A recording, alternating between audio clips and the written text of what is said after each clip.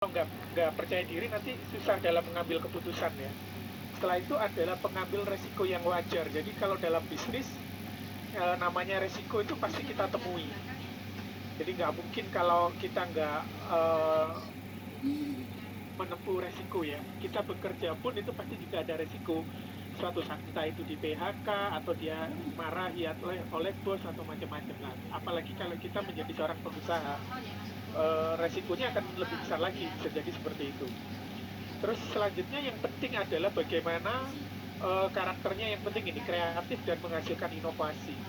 Nah kalau di zaman sekarang ini kayaknya sesuatu yang apa ya, satu keharusan lah kalau menurut saya ya.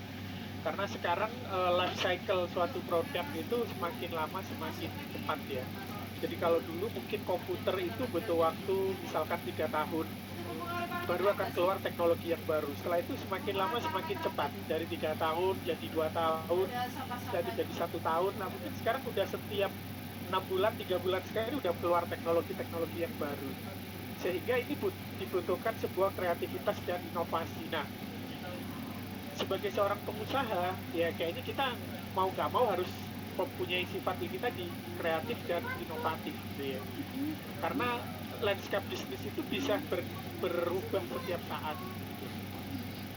Oke, nah kenapa sih kita harus jadi pengusaha? Nah ini yang menurut saya yang penting adalah seperti ini. Jadi menurut saya ketika seorang mahasiswa masuk atau kuliah itu ada, menurut saya pribadi ya ini ya, mungkin ada yang harus ditanyakan, apakah Anda akan memutuskan menjadi seorang pengusaha atau Anda menjadi seorang pegawai. Jadi kalau menurut saya pilihannya ada dua itu aja sih. Kenapa? Kalau separuh-separuh takutnya nanti nggak bisa total ya. Jadi menurut saya kalau memang orientasinya menjadi seorang pengusaha ya dari awal harus fokus bagaimana membesarkan bisnis. Menurut saya kuliah itu sambil jalan aja, tapi beda ketika misalkan kita dari awal memutuskan untuk menjadi seorang pegawai, otomatis nilai kuliahnya harus bagus dan sebagainya, sehingga fokusnya di pembelajaran. Karena ini saya pernah temui kasus ya, jadi memang kebetulan waktu itu sekitar 4-5 tahun yang lalu, saya bisa dikatakan bantu mahasiswa ITS lah. Waktu itu saya kumpulkan saya lupa jurusannya, di tengah lah. Saya pakai salah satu ruangan waktu itu, kimia atau fisika saya lupa.